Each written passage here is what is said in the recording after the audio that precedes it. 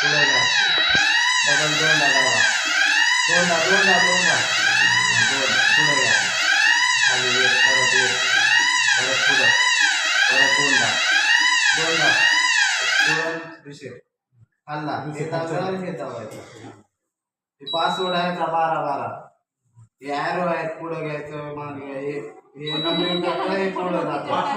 हां 12 पासवर्ड आहे. 12 हां